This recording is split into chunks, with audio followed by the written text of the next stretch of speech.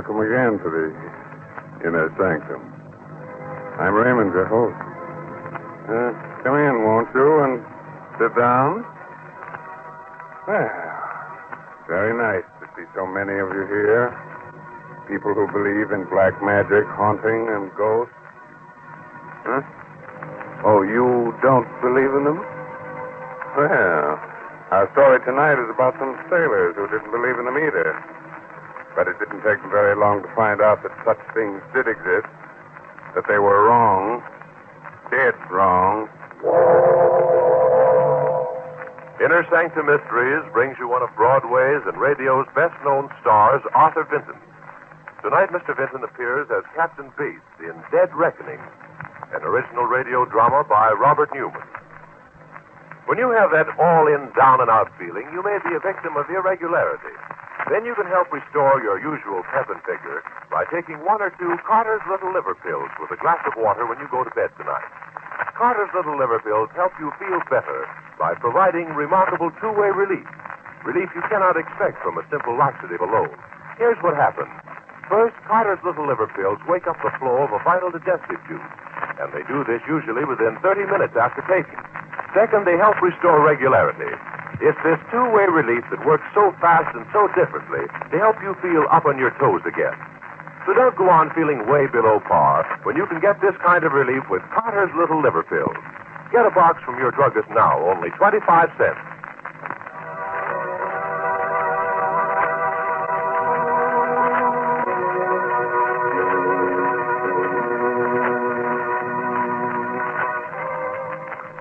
And now I think we're ready. Ready to begin as weird and eerie a tale as ever made a sailor wish he'd never seen salt water. A story of something that came out of the fog to drag men to death in watery graves. So, if your nerves are good and you're not afraid of nightmares, then turn down the lights and listen to Dead Reckoning. The great banks which lie off our eastern seaboard, perilous waters, shrouded throughout most of the year by heavy fog. Slipping through the thick gray pall, with foghorn wailing like a lost soul, is a small tramp steamer. It is late afternoon. There are two men on the bridge. Suddenly, the door of the wheelhouse opens. Afternoon, Mr. Ross. Good afternoon, Captain. Weather still is pretty dirty, eh? It's thicker than ever. You got lookouts posted? Just one man on the bow and one aloft. Good. I've been sailing these waters for 20 years, and I'm never really happy till I'm off the bank. I know, sir. Guess it's the fog. Never knowing what's ahead of you. What's likely to come out of it. Something's ahead, sir. Just off the port bow. What? Where? There it is, a schooner. It's almost dead ahead. Put your helm over hard. Hard over it, he's still coming with... There, we're just clear astern. Another half minute, we'd have cut her in two. Ahoy, you lubbers! What in thunder's the matter with you? Why aren't you sounding your foghorn? Something does seem to be the matter, sir. There's no one at the wheel. Yes, you're right. No one at the wheel, no one on deck, and... Look there. A distress signal. We'd better look into this. Half speed astern. Half speed astern, sir. Half speed astern. What do you think it is? I don't know. But she looks to me as if she's been abandoned. Maybe you'd better lower a boat, Mr. Ross. There is someone aboard it, sir. Look, just coming up from below. Great Scott, he's dived overboard. He's swimming this way. Up forward, Mr. Ross, and heave him a line. And when you get him on board, bring him up here. Aye, aye.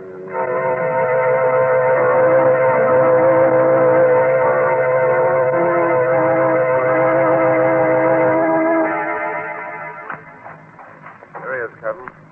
Kind of rocky. Got banged up a bit before we can haul him on board. Take it easy there. I'm all right.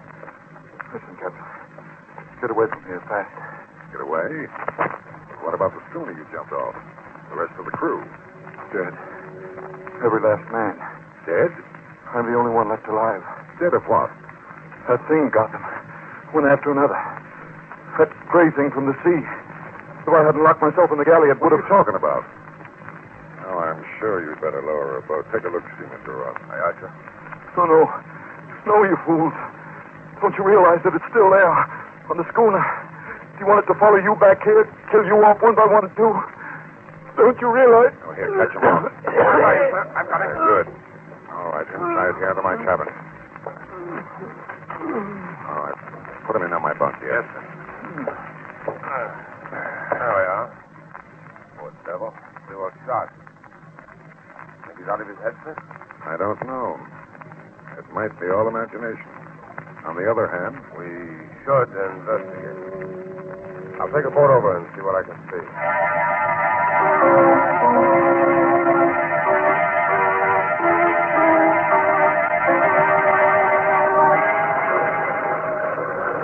Get boys, man. Let her run. Around the stern. There's her name, sir. The Sea Spray. Uh-huh. Grab that line. Make it fast, Carson. Aye, aye, sir. That's the ticket. Now hold it steady, man, while Garson and I climb on board. Huh? You want me to come with you, sir? Two of us will be able to search her that much more quickly. What are you afraid of? And I don't know, sir. I mean, nothing, sir. Come on.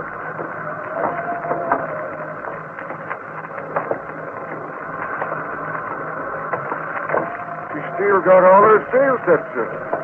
And everything battened down, just as if there was nothing wrong.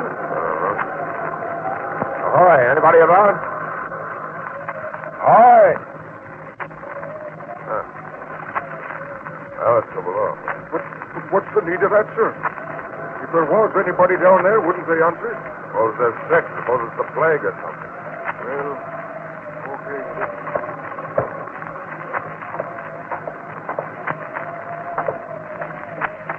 Everything's shipshape down here, too. Closed, careful. Still under all the bunks. That must be the galley. Take a look in there, Garson. Nothing in here either. Hot still on the stove like the cook had just been fixing supper. Couldn't have been a fire, sir. No sign of it anywhere. Couldn't have been a leak. A crew taking her to the boat because they thought she was sinking. She's not riding as if she was waterlogged. Let's get out of here, sir. What's the hurry? What are you so jumpy about? Jumpy? Who's jumpy? It's just that... Well, suppose I am. A crew don't abandon ship out in the middle of the banks for no reason. No, that's true. They don't. I'd give plenty to know what that reason was. Well, okay, Garson, come on. Let's get back to the ship.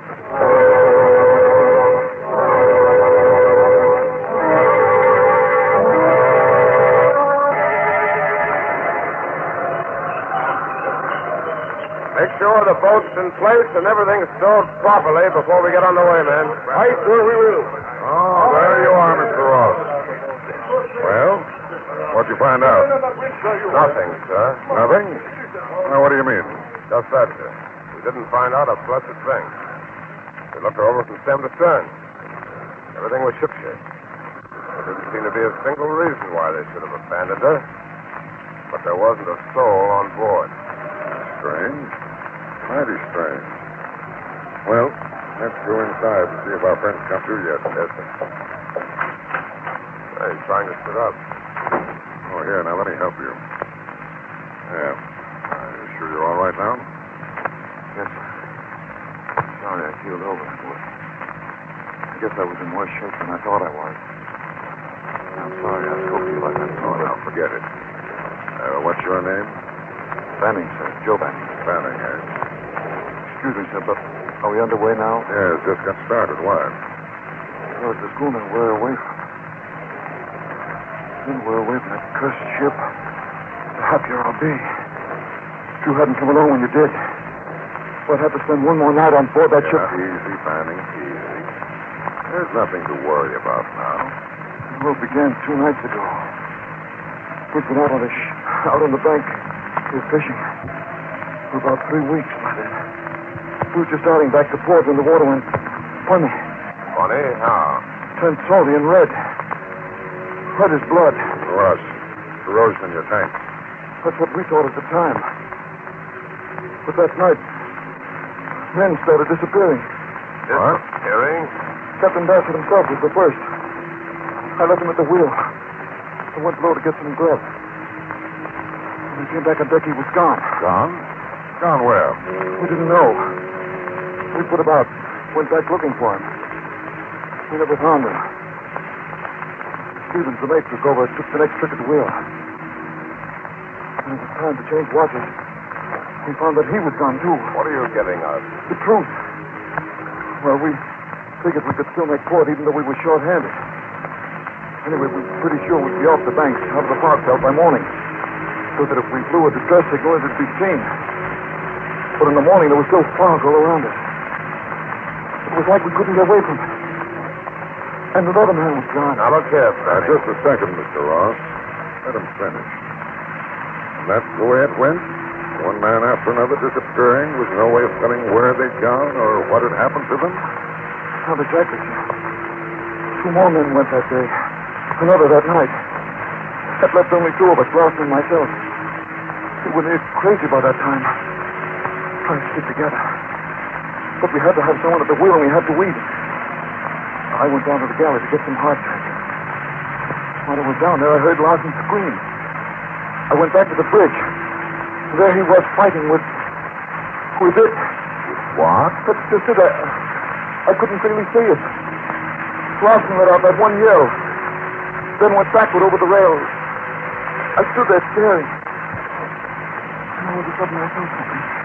Something soft and slimy trying to take hold of me. I dived back down to the galley. Slammed the door. Wait a minute. You mean... Honey, something had come out of the fog and boarded the schooner. Something you couldn't see. It got all the rest of the crew, and if you hadn't come along when you did, it would have gotten me, too. Let's see. How long has it been since you had anything to eat, Fanning? Since you had any real rest? About 3 days. Well, now, suppose you see the cook, have him give you something hot, and then go forward and get some sleep, eh? We'll talk about this again in the morning. You don't believe me, sir, do you? You think I'm out of my head? Oh, now, Fanning. You run along, and like I said, we'll talk about this some more tomorrow, eh? Yes, sir.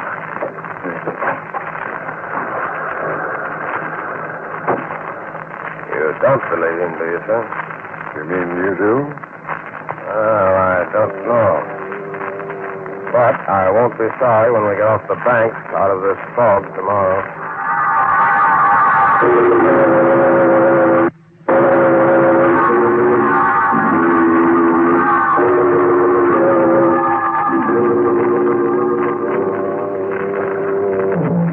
Good morning, Captain. Morning, Mr. Ross. Well, good morning, Banning. So, you feel well enough today to stand a trick at the wheel, eh? Yes, sir. I'm no deadhead.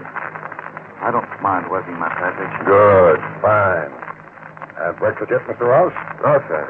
The fog's still so thick, I thought I'd better stay on the bridge till you came topside. Funny thing, I thought we'd be clear of the banks by now. Me too.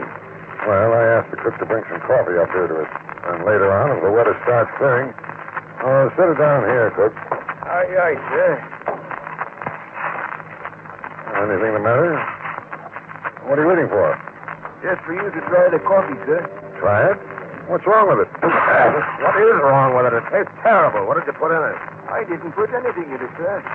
It's the water. It's gone funny. Funny? Turned kind of red and queer looking. Captain, that's what happened on the sea spray just Now, before... quiet, Banning. It's probably just rust, cook. Is it, sir? Does rust taste salty? I say it's rust. And I don't want you to mention this to the crew. Very well, sir. So how are you going to keep him from finding it out for himself, sir? Oh, I almost forgot, sir. Sparks asked me to give you this. Oh, yes, the radio check on our position. Check it with the chart, will you, Mr. Ross? Yes, sir. Just finished taking the log reading and working it out, and Great God. This doesn't make sense. What doesn't? Look here. Here's where I figured we should be, clear of the bank. Well? And here's our radio position, still in the middle of the bank. Right where we were yesterday. What? But that's impossible. We've done a good 200 miles since yesterday. Of course, that's just by dead reckoning. Dead reckoning. That's just what it is. Banning. You fools, I warned you, but you didn't believe me. The water turning to blood, the ship sailing around and around in the fog, unable to get away. That's what happened on the sea spray. That's what's happening to us. Don't you realize what that means? That thing from the sea. It's here on board this ship.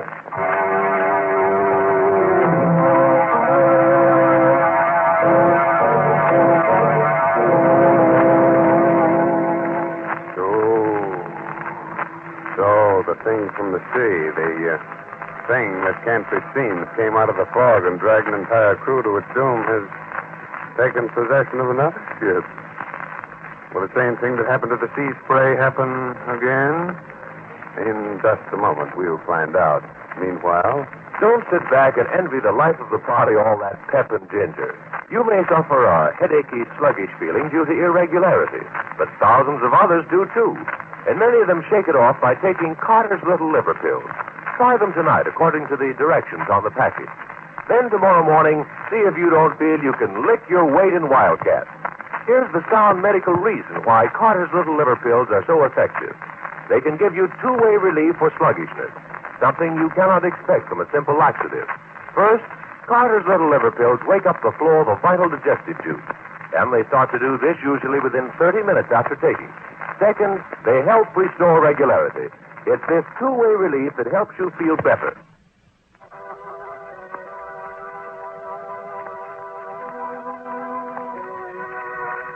well, how are you feeling now? Have you had a chance to catch your breath, wipe the cold perspiration off your brows? Oh, what you've heard so far hasn't bothered you, huh? Wait. Just a moment later now, and the 3 men are still on the bridge. Standing at the wheel, Ross and Captain Bates staring at him incredulously. I tell you, you're mad, Banning, out of your head. So you still don't believe me, eh? Did the water turn into blood or not? Of course it didn't. That's nonsense. It's just rust, corrosion in the tank. And the fact that we're still in the same place you were yesterday after sailing for 24 hours? Our figuring was just off, that's all. Dead reckoning's never completely accurate. All right, Captain. That's the way you want it, fine. But I wonder what you're going to say when the men start disappearing. Enough, Banning. Who else is on watch, Mr. Ross? Who's the lookout? Ready, sir. I'll go get him. Tell him to come up here and take Banning's place at the wheel. Aye, sir. Ready, ahoy there. Hey. Now, as for you, Banning, you'd better get back to your bunk and lie down. Yes, you're sick. Mr. Ross should never let you stand a watch. Oh, I'm sick, am I? It's all my imagination. Okay, Captain. Let's say you're right about the water. Our position. What about the sea spray? What happened to my shipmates, the rest of the crew? I don't know, and I can't worry about that right now. That's something for the Coast Guard to look into. But I'm not going to have you scaring the wits out of my crew. So if you say one more word about this to anyone... All right, Captain. I won't. I've got a hunch I won't have to. What do you mean? Nothing except that... Captain, Smitty's not there. He's gone. Gone? Gone where? I don't know. He reported here at 8 bells, went up to the bow to relieve Blake. That's the last anyone saw of him. You dumped the galley, the forecastle? No, sir. He must have dropped off to sleep or something. Fallen overboard. Fallen overboard. That's what we thought on the sea spray when Captain Bassett disappeared. But he didn't fall. He was dragged overboard by that thing. Will you shut up, Banning? I won't shut up. What can I say to make you believe me? I tell you it's here on board this ship, and it's going to get the rest of us one by one unless there's only one thing to do. Take to the boat, set fire to the ship, and abandon it. What? No, I know you're mad. Get up forward and stay there. All right, Captain. I'll go. But remember, I warned you. Anything that happens from now on is on your conscience.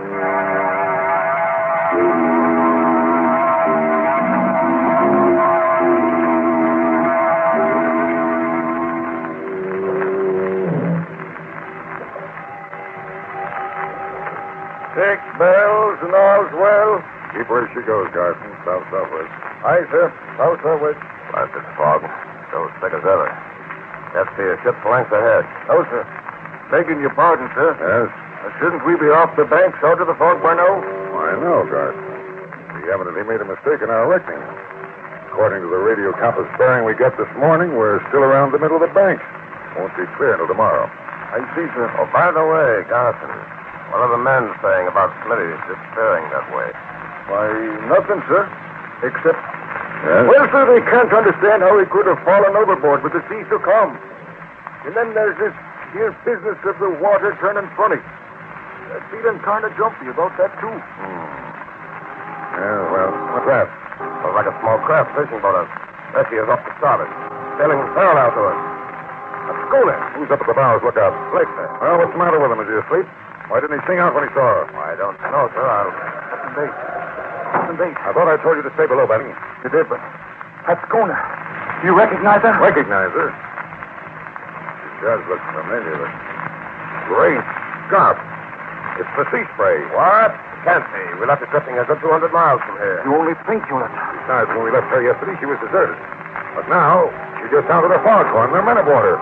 You can see them. Yes, men. But what kind of men? Look at them through your glass, Mr. Ross. Just what I'm doing. Good Lord. Her face. It's all green, bloated, swollen. Why, they look as if they were dead. Look. They are dead. Drowned men come back out of the sea, sailing on and on through the fog, following us and waiting until... One more word out of you, Benning, and I'll put you in irons. Give me that glass, Mr. Ross. Too late, sir. The schooner is gone. Well, come on forward with me and let's see what's wrong with Blake. Yes. I'm coming too. Me too. Now, what's that? You're on watch, Gardner. Stay at the wheel. He'll stay on course. If anything has happened to Blake, I want to know it. And the rest of the crew will want to know it too. Well, all right then. Come on. I don't like this, sir. We may be in trouble if Garson won't take orders. Yeah, I have a hunch we're all getting jumping out of hand. It's all right. There's Blake leaning against the rail. Blake? Look again. It's not Blake. It's Smitty. And look at him, sir. He's dead. Springing wet and with seaweed in his hair. He was drowned, but he came back from the sea just like my mates on the sea spray. Blast you, Banning. I warned you, but you wouldn't listen. Now will you abandon ship, take to the boat? Now, I've had enough of this. Enough of you and your warning.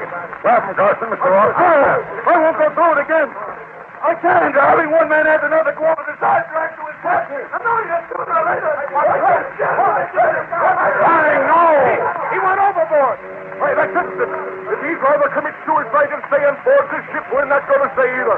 Come on, men. The boat. We're abandoning ship. What? You can't do that. Who's going to stop us? We are. Quick, Mr. Ross. The guns in my cabin. Guns, is it? No, you don't. Stay, men. I'll take big shield. Leave him there in the hatch. If this blasted ship means so much, we'll let him free on it. We'll take him to the boat.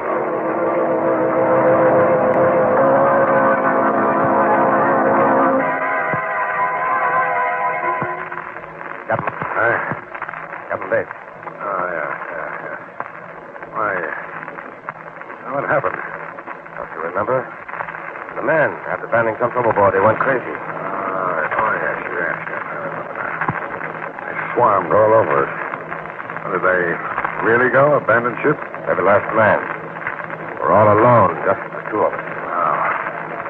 Oh, help me up, will you, Mr. Ross? I'm still a little shaky. Of course. There you are. They didn't take the life raft, sir. We could probably get one of them over the side and... You mean you want to abandon ship, too? Well, not exactly, but after all, the two of us couldn't get her into port. Is that the reason, or is it because you're afraid? Because you're starting to believe in that thing from the sea also? It's about half and half. I mean, well, after all, everything that's happened so far, finding the sea spray deserted, Smitty and Blake disappearing, then Smitty coming back, drowned. Very well, Mr. Ross. I'll help you launch a life raft. If you like, you can go. But I'm staying with my ship. Well, in that case, I'll stay with you, sir. Good man. I kind of thought you would. What's our first move? Up to the radio room. We'll send out an SOS. Ask for help. Right, sir. Even if you do think there's some explanation for everything that's happened, the ship is kind of spooky now, isn't it? Fog. Everything's so quiet, dead, like... What's that? Engine room telegraph. Someone rang for half speed ahead. Why, we're moving, getting underway. But who?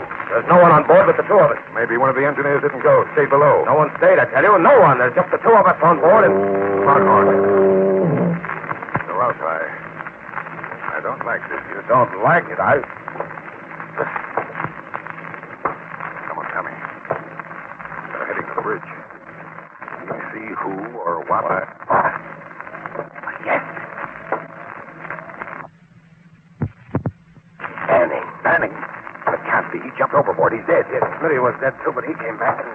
Where are you going? I'm going to get to the bottom of this. I'm going to see if a corpse can fight back. Captain, wait, I don't... Look out, Captain, he's got a gun. I've got it. Well, oh, you're not dead, Banning. And it was you that was behind all this. I don't know what you mean. Now, you listen to me, Banning. 2 of my men have been killed. The rest of them are out there in that fog place. Either you talk, tell me what you were up to, how you did it, or I'll let you have it right between the eyes. You wouldn't dare. Oh, I wouldn't, eh? Give me that gun, Ross. No, don't. All right, I'll tell you. It wasn't me that was behind it. It was Abner Dean. Abner Dean? Yes. He thought up this idea. Scaring a crew into abandoning ship, then picking it up and claiming salvage. Salvage? Oh, of course. Why didn't I think of that? But how did it work? There wasn't anybody on the sea spray when I boarded her. Of course not. As soon as we spotted you, Dean and the rest of the crew got into the dory, pulled away into the fog until after you searched the schooner. Meanwhile, I had 2 jobs to do. I from the binnacle to throw your compass off so you'd sail in a circle. And drop a chemical into the water tanks that would turn the water red. And what about Smitty and Blake? I killed him. I dropped Smitty's body over the side with a rope tied to it so I could haul it up again. Did Blake and chain lock. Oh, you cold-blooded murdering. Fog's on and it sounds It's the sea spray. They're cruising around waiting for me to pick them up. And there they are. Dead ahead. So we'll have Ross. Hurry, we're heading straight for him. If we don't gear up, we'll hit him.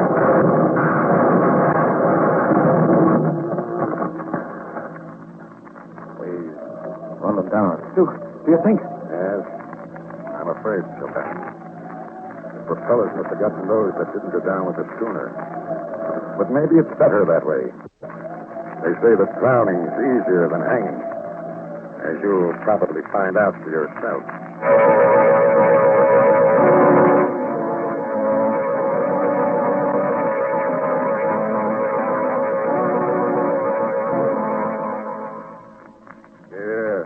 Yeah, what's that? You knew there was no such thing all the time? Of course you did. But just the same, if I were you, I wouldn't try to stand up just yet. With your knees knocking together like that, you might find it a bit difficult, huh? But I do hope you enjoyed tonight's story. Glad you'll be with us again next week at this same time. And if in the meantime you should happen to take an ocean trip, and if while you're out you should run into heavy weather, and while you're standing alone on the deck at night, something should reach out of the darkness and grab hold of you. But don't worry. It won't be the thing from the sea. It'll just be one of the other passengers trying to find his way to the rail. Oh, yes. If you haven't done so, be sure to read this month's Inner Sanctum mystery, Footsteps Behind Her, by Mitchell Wilson. Will you wake up tomorrow morning feeling chipper and spry? Or will you crawl out of bed with that sluggish, headachy, what's-the-use feeling due to irregularity? Well, try this. Just before you go to bed tonight, take 1 or 2 Carter's Little Liver Pills with a glass of water. Then see if tomorrow morning isn't rosy and bright. See if your usual pep and cheerfulness aren't back. There's a sound medical reason why Carter's bring you these remarkable results. Carter's Little Liver Pills provide 2-way relief. Relief you cannot expect from a simple laxative alone. First, they wake up the flow of a vital digestive juice. And they start to do this usually within 30 minutes after taking. Second, they help restore regularity. It's this 2-way relief that helps you feel better so fast and so differently. Good night. Pleasant dreams, huh? This is the Blue Network.